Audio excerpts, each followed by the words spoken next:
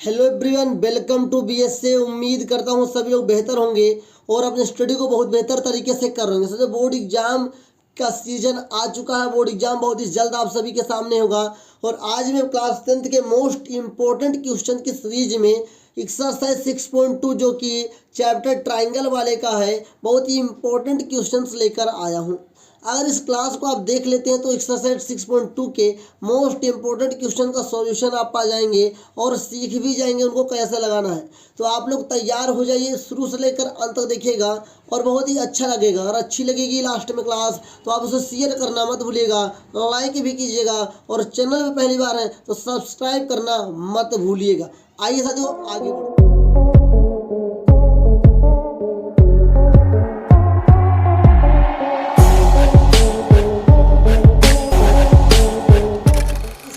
की बात करें तो लिखा हुआ है आखिर तो जो है पर फिगर दे के रखा है में जो डीई पैरेलल है बीसी का, तो जो आपका डीई है वो बीसी क्या है पैरेलल दे के रखा है, मतलब बराबर दे के रखा है।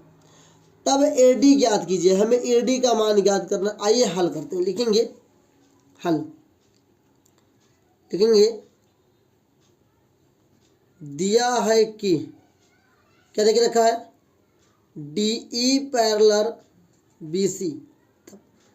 जब डीई पैरेलल बीसी है तो मैंने आपको साथ जो थेल्स प्रमेय पढ़ाया था उसमें पढ़ाया था अगर कोई त्रिभुज जिसकी दो समांतर भुजाएं क्या है बराबर हैं तो वहाँ पर थेल्स प्रमेय लगता है, उनकी भुजाओं का अनुपात क्या बराबर। तब लिखेंगे तब थेल्स प्रमेय से, थेल्स प्रमेय का शॉर्टकट में आपको बता दो बीपीटी से बोला जाता है। दूसरा नाम हिंदी में बोलते हैं आधारभूत समानुपातिका प्रमेय, लेकिन अगर आप बीपीटी भी बोल सकते हैं, थेल्स प्रमेय भी बोल सकते हैं। अगर इसे कहा जाए तो इसका क्या होगा कि एडी या एडी बटा डीबी बराबर एई बटा ईसी। ध्यान दीजिएगा, अब एडी तो हमारे पास है नहीं तो हम एडी को ऐसे ही क्यों लिखा रहने देंगे। बीडी की बात करेंगे 7.2 दे के रखा है बराबर में।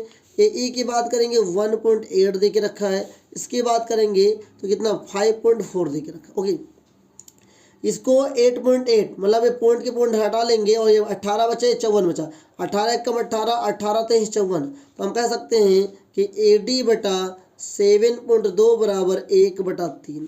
72 एकम 72। कुछ समय के लिए हम पॉइंट भूल जाए तो 7.2 7.2 होगा। मतलब कि हम कह सकते हैं साथियों कि एडी इक्वल टू 7.2/3। 3 से भाग करेंगे, 3 एकम 3, 3 दूनी 6, पॉइंट लगाएंगे उधर जाएगा दोबारा, 3 चौका 12। तो हम कह सकते हैं कि एडी का जो मान आएगा प्यारे बच्चों वो 2.4 आएगा सेंटीमीटर। उम्मीद करता हूँ ये आपको जरूर समझ में आया होगा।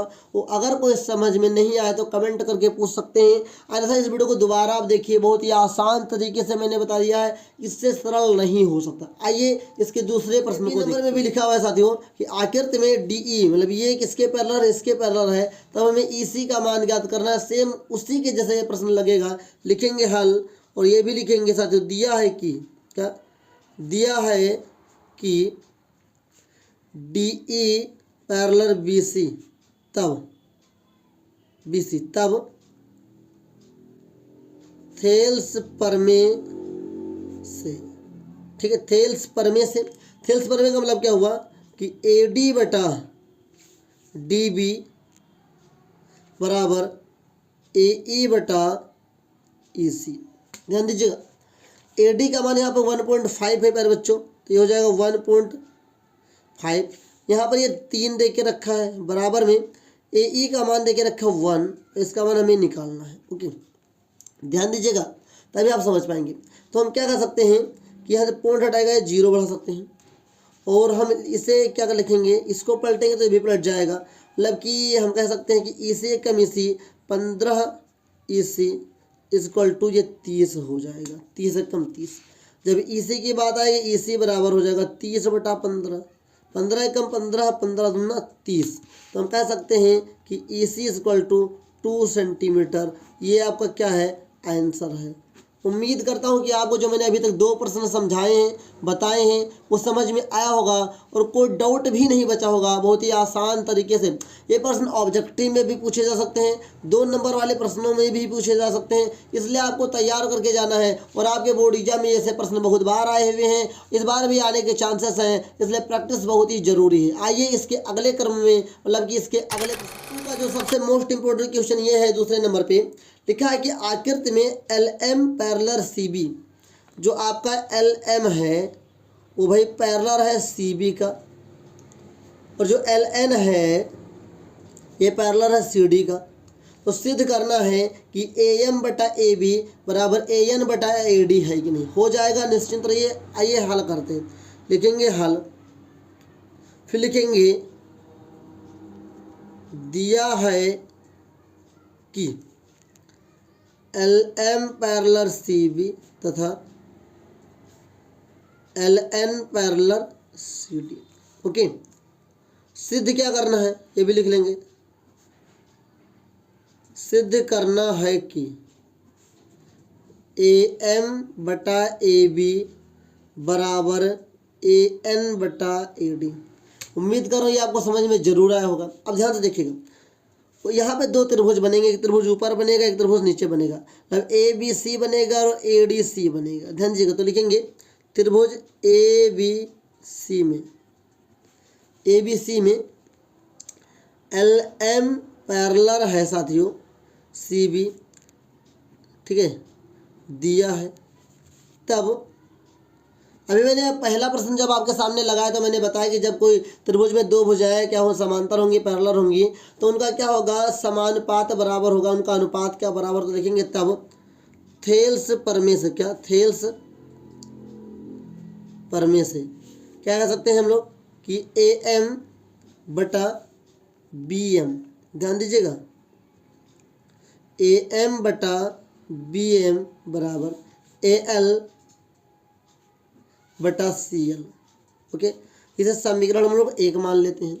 तो दूसरा त्रिभुज हमारा नीचे ADC, तो लिखेंगे अब त्रिभुज ADC में अगर इस त्रिभुज में हम लोग बात करेंगे साथियों, तो यहाँ पर क्या देखे रखा है, इसमें देखे रखा है LN पैरेलल CD।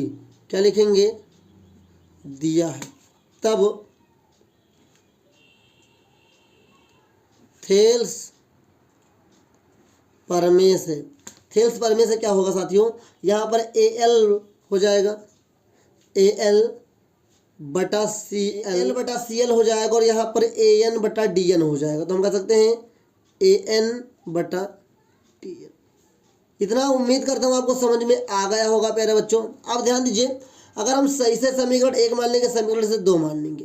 समीकरण 1 और 2 में अगर हम देखेंगे तो यहाँ पर ALCL है, यहाँ पर भी ALCL है, तो हम लोग इसको हल करेंगे। लिखेंगे दंड, लिखेंगे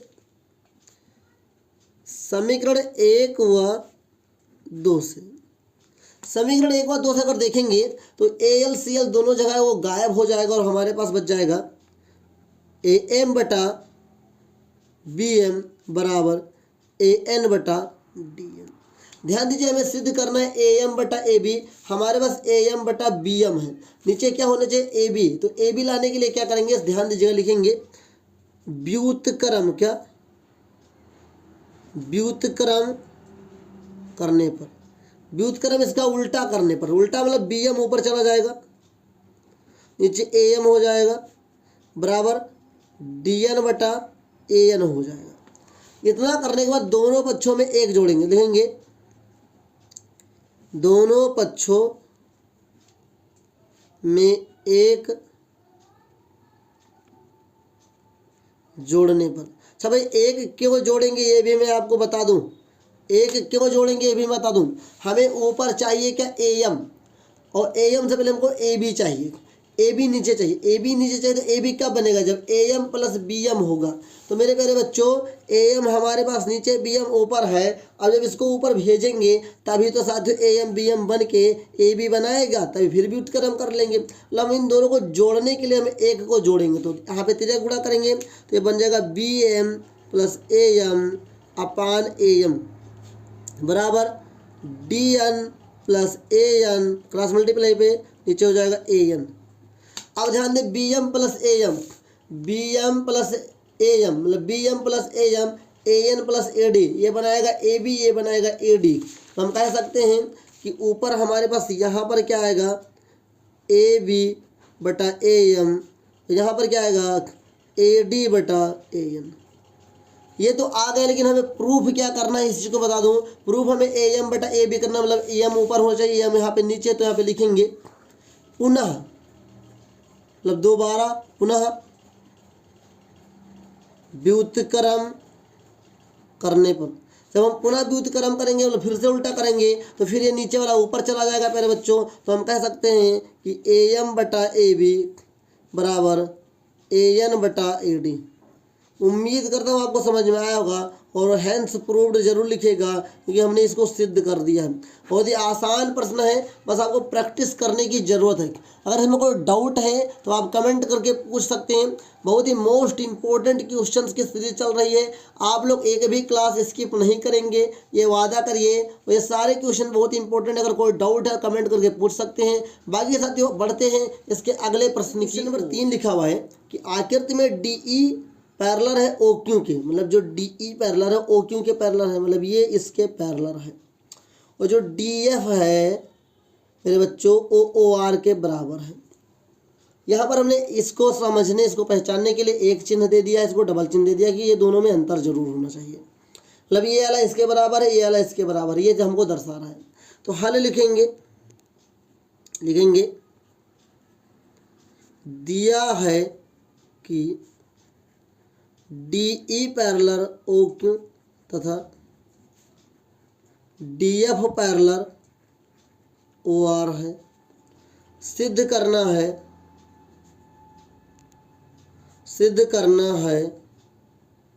कि A F parallel Q R. उम्मीद करता हूँ ये आपको समझ में जरूर आया होगा। और आइए अब हल करते हैं। तो यहाँ पर भी तो त्रिभुज हम लेंगे P O Q P O R, तो लिखेंगे त्रिभुज पी ओ क्यू में इसमें क्या है कि D E parallel O Q दिया है। जब दिया है तब थेल्स प्रमेय का उपयोग करेंगे और ये हो जाएगा पीई। ध्यान दीजिएगा तभी आप समझ पाएंगे। ये हो जाएगा पीई बटा ई क्यू बराबर पी डी अपान डी ओ। ओके, ये हो गया, इसे हम समीकरण 1 मान लेते हैं। और अब लिखेंगे, और अब हम इधर वाले त्रिभुज की बात करेंगे पी ओ आर। अब त्रिभुज पी ओ आर में okay D F parallel O R दिया है। जब ये दे के रखा है मेरे बच्चों तो लिखेंगे तब थेल्स प्रमेय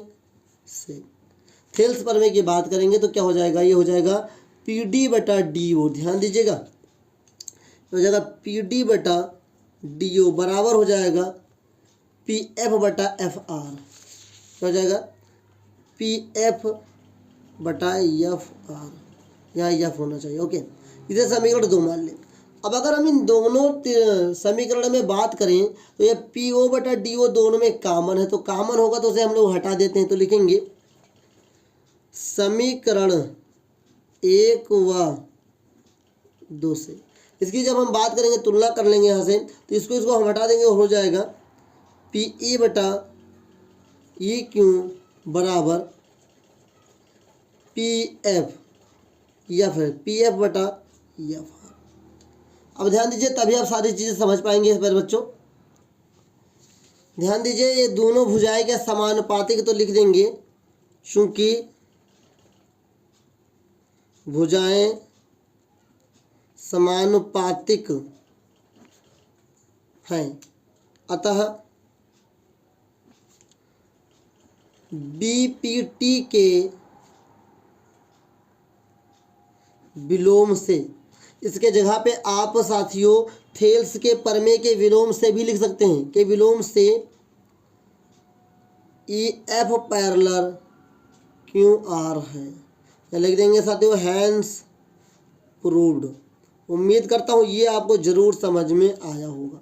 ओके, मतलब कि जब भुजाएं समानुपातिक होंगी साथियों तो जो समांतर भुजाएं होंगी वो पैरेलल हो जाएंगी। उम्मीद करता हूँ मतलब जो आमने सामने की भुजाएं होंगी वो क्या होंगी, बराबर मतलब समांतर हो जाएंगी। उम्मीद करता हूँ ये प्रश्न भी आपको समझ में आया होगा।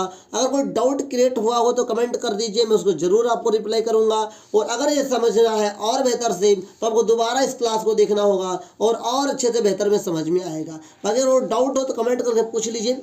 अगर कुछ समझ में ना आया हो तो जरूर पूछिए, क्योंकि अभी डाउट खत्म होगा तो जल्दी निवारण होगा और जल्दी समझ में आएगा। आइए इसी क्रम हम लोग इसके अगले प्रश्न की ओर देखिए। क्वेश्चन नंबर 4 में आज आपके सामने डिस्कस कर रहा हूँ। आज की इस क्लास के अनुसार लिखा है कि ABC एक समलंब है। तो पहले एक समलंब बना ले मेरे बच्चों। ओके, एक समलंब हमने बना लिया। ओके, जिसमें जो इसे हम ए नाम देते हैं, ABC और D। इसमें लिखा गया है कि जो AB है वो पैरेलल है DC या CD के, तो इसको हम बराबर कर देते हैं। ओके, फिर लिखा है तथा इसके विकर्ण परस्पर बिंदु O पर प्रतिच्छेद होते हैं। विकर्ण मतलब कोई एक ऐसी भुजा जो किसी चतुर्भुज को दो बराबर त्रिभुज में बांट देती है। तो भैया विकर्ण हो गया इन दोनों के, ये विकर्ण O पर प्रतिच्छेद करते हैं। ये आपका सवाल दे के रखा है। दर्शाना है कि जो AO बटा BO CO बटा DO के बराबर है या नहीं।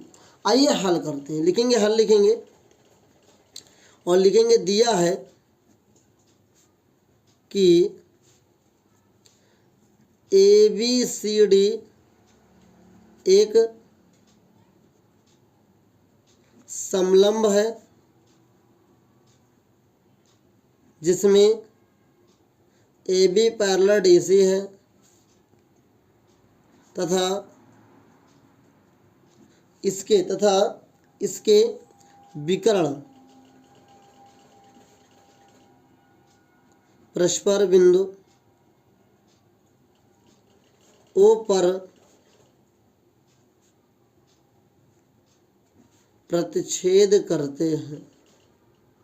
उम्मीद करता हूँ ये समझ में जरूर आया होगा। सब जरूर लिखना होता है जो दिया होता है। सिद्ध क्या कर रहे हैं ये भी लिखेंगे। सिद्ध करना है कि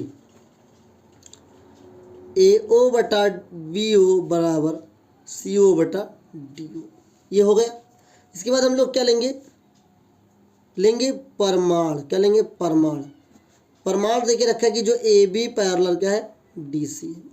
ठीक है, और थोड़ा हम क्या करेंगे, हम यहाँ से एक लंब मानेंगे। लंब बहुत जरूरी मानना, यहाँ से मान लेंगे और इसे मानते ABCD के बाद E मान लेते हैं। यहाँ पे लिखेंगे, ध्यान दीजिए तभी आप समझ पाएंगे। यहाँ लिखेंगे कि उत्पत्ति कर सकते हैं आप।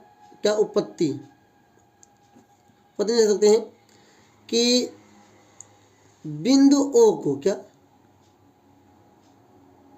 बिंदु O को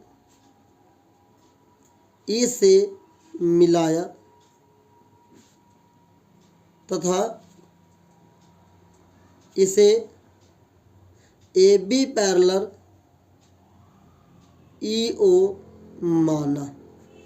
अब हमने इसको खींचा और ये मान लिया कि जो ये है इसके बराबर है, तो लिखेंगे तो इसके बराबर है। ठीक इसी प्रकार, क्या इसी प्रकार EO पैरेलल DC होगा। क्यों होगा, लिख देंगे क्योंकि AB पैरेलल DC है। ओके, हमारे सवाल में देखिए रखा है कि AB पैरेलल DC है।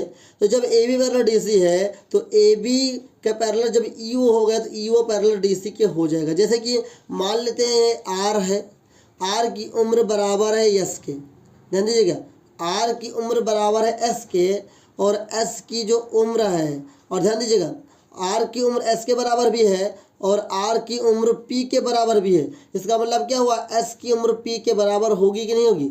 मान लेते हैं आर एक लड़का है या ये भी लड़का है, इस लड़के की उम्र इस लड़के के बराबर है और इसी लड़के की उम्र पी के भी बराबर है। इसका मतलब क्या हुआ कि एस की उम्र पी के बराबर होगी कि नहीं होगी, पी की उम्र एस के बराबर होगी कि नहीं होगी। ठीक इसी प्रकार मेरे प्यारे बच्चों, जब A B parallel D C रखे हैं तो जब ए बी पैरेलल ई ओ हो सकता है तो ई ओ पैरेलल डी सी हो सकता है। उम्मीद करता हूँ ये समझ में आपको जरूर आ गया होगा। अब हम लोग काम करना शुरू करेंगे। पहले हम लोग त्रिभुज लेंगे ए बी डी, ध्यान दीजिए पहला त्रिभुज लेंगे ए बी डी या बी डी ए, कुछ भी आप बोल सकते हैं। इसे लिखेंगे त्रिभुज ए बी डी में अगर हम इस त्रिभुज में बात करेंगे साथियों, ए बी डी त्रिभुज में बात करेंगे तो क्या देखिए रखा है, ए बी पैरेलल यू है, तब ध्यान दीजिएगा तब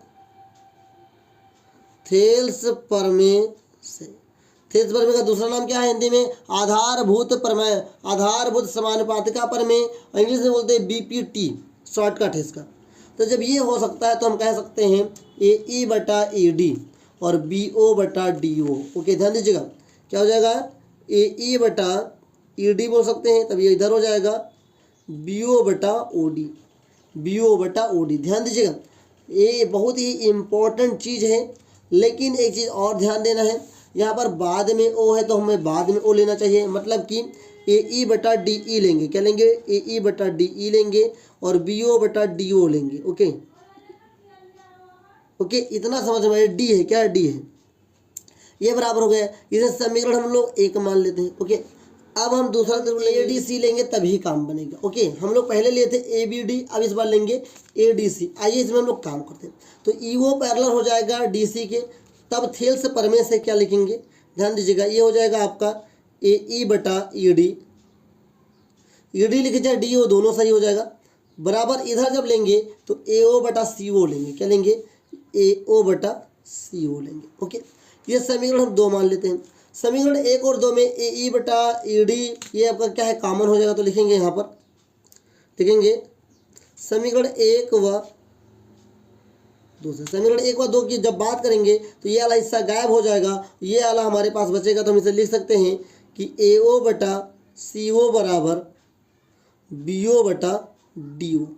हमें सिद्ध क्या करना है कि ए ओ बटा बी ओ सी ओ बटा डी ओ, मतलब सी यहाँ चाहिए बी यहाँ चाहिए। हमारे पास आया क्या, सी यहाँ पर है बी यहाँ पर है, इसको हम क्या करेंगे एकांतर लिखेंगे। यहाँ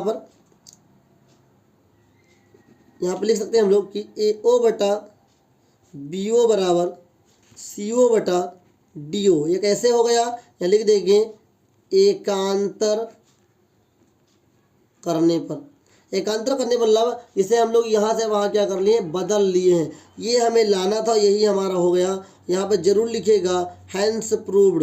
उम्मीद करता हूँ थोड़ा सा डिफिकल्ट आपको ये सवाल लग रहा होगा, लेकिन उतना भी डिफिकल्ट नहीं जिसको लगाया न जा सके। अगर आप एक बार प्रयास करेंगे तो आपसे लग सकेगा, बस आपको प्रैक्टिस करने की ज़रूरत है। साथियों ये 4 प्रश्न बोर्ड एग्जाम 2025 वालों के लिए रामबाण काम करेंगे, और साथ ही साथ साथियों एक्सरसाइज 6.2 के बहुत ही वायरल बहुत ही इंपॉर्टेंट क्वेश्चन है, ये आपको प्रैक्टिस जरूर करना चाहिए। अगर इसके अलावा भी आपको कोई क्वेश्चन डाउट लग रहा है, परेशान कर रहा है, तो कमेंट में बताना मत भूलिए। उसको सॉल्व करना मेरी जिम्मेदारी और समझाना भी मेरी जिम्मेदारी है, लेकिन आपको पहले सीखना है और साथ ही साथ एनालिसिस करना है कौन से क्वेश्चन आपसे नहीं लग रहे हैं। आज के लिए इतना रखता हूँ साथियों, मिलूंगा एक नेक्स्ट क्लास में, जहाँ पर मैं आपको 6.3 के प्रश्नों को अच्छे से सिखाऊंगा और वहाँ के मोस्ट इंपोर्टेंट क्वेश्चन को बताऊंगा। अगर आज इस क्लास में कोई डाउट है तो कमेंट करके पूछ लीजिए, बाकी की बातें हम लोग नेक्स्ट क्लास में करेंगे। तब तक के लिए जय हिंद, वंदे मातरम साथियों।